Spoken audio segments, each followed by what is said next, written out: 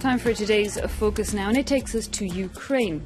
3 years ago, the Minsk agreement aimed at ending the war there was signed, but the war goes on. Parts of the eastern regions of Donetsk and Luhansk are still occupied by Russian-backed separatists. It's hard to get casualty figures in areas outside Kiev's control, but last year almost 200 Ukrainian soldiers were killed and over 85 civilians on the Ukrainian side. Kiev recently passed a law officially designating Russia as an aggressor and an occupier. Nevertheless, many of those living inside the war zone are highly critical of the Ukrainian government, accusing it of neglecting them. Our reporter Gulliver Cragg has been travelling with the International Committee of the Red Cross to the front line. At the checkpoint at Donetsk and Luhansk, a billboard greets those arriving from the occupied territories. Don't mess with the Ukrainians holding yellow and blue flags, it says, or they'll come after you with the red and black ones. Red and black are the colours of far-right nationalists, much feared in Ukraine's eastern regions. Local officials said the poster was a joke, but Lyudmila isn't in the mood for laughing. Like many here, she has to cross into government-held territory regularly in order to receive her pension. Their attitude towards us is just, it's like they've decided we're enemy number one. What is this? Do they think we wanted this to happen? To be cut off from the rest of the country? We were happy living in Ukraine. We got our pensions at home. Now, for some reason, they've called us occupiers. She's referring to a new law passed in Ukraine that actually designates Russia, not local people, as the occupier. It's known as the reintegration law, but its focus is on security operations. Donbass residents say they see little in it for them. They won't even fix the bridge. The Luhansk People's Republic offered to provide materials, but Ukraine refused. A bridge up ahead was shelled in 2015. This crossing has been pedestrians only since then. Ukraine says it will repair the bridge, but needs the other side to guarantee a ceasefire for at least as long as the work takes. Until then, it's a 1.3-kilometre walk for these pensioners. The Red Cross has set up a heating hut where they can break their journey and get some warm tea. Here, Valentina admits she knows little about the new law. The thing is, in Luhansk, we don't have access to Ukrainian TV channels, so we've got practically zero information. Lack of understanding between the two sides is compounded by the strain the border traffic puts on Donetsk and Luhansk's resources. The vast majority of these people here, we call them tourists, because they don't live here. They just pick up their pensions and shopping and go back to the other side. This causes problems for our town, our people. Big queues, inflated prices. Inside the town's hospital is a cash machine, popular because it's a warmer place to queue for pension money. No one here wants to talk, though, because it's illegal to draw a Ukrainian pension if you actually live on non-government-held territory. A rule that makes these people feel unwanted by Kiev. And hospital staff have a similar sentiment.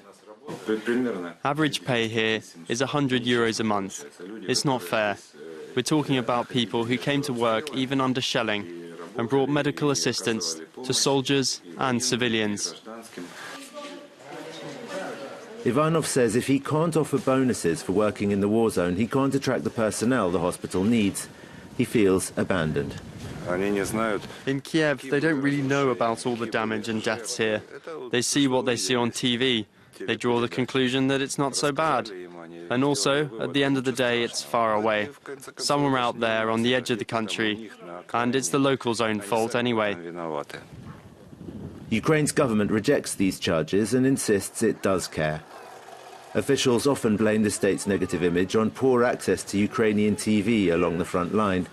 Yet a recent study showed that the main channels devote less than 5% of their airtime to news from Donbass.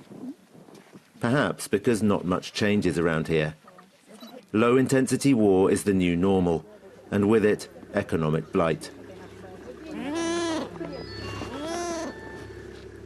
That's where these odd creatures come in. The Red Cross offered grants for people who had lost their jobs in the mines to invest in animals as alternative sources of revenue.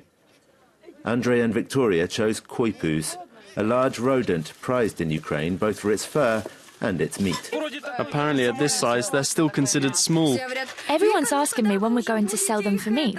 Everyone wants some. I never tasted it, but I can't wait. The couple say they heard heavy shelling nearby just a few days ago, but it's been several months since the last time homes in this town were hit. As local people are keen to show us, though, earlier damage has not been repaired. If they could just sort out the stairwell, then they could put a roof on and we could move back in. But people have got so used to seeing images like this from Donbass, they no longer attract attention. One event in December, though, did capture the public imagination. A massive prisoner swap saw 73 people released into Ukraine from captivity in Donetsk and Luhansk.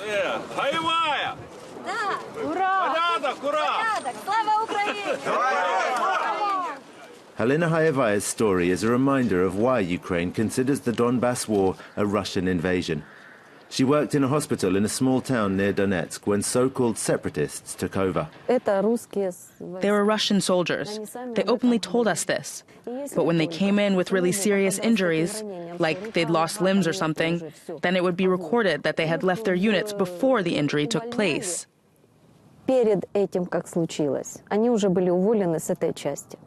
Caught informing the Ukrainian authorities about the Russians' presence, Halina was taken to see an investigator. He was also Russian. I asked him about it. I said, okay, it seems like some of these guys with you are local rebels. But what are you doing here? He said, it's nothing personal, it's just my job. Halina and her sons now live 1,000 kilometers from Donbass and don't know whether they'll ever return. Not everyone back home feels as patriotic as they do towards Ukraine.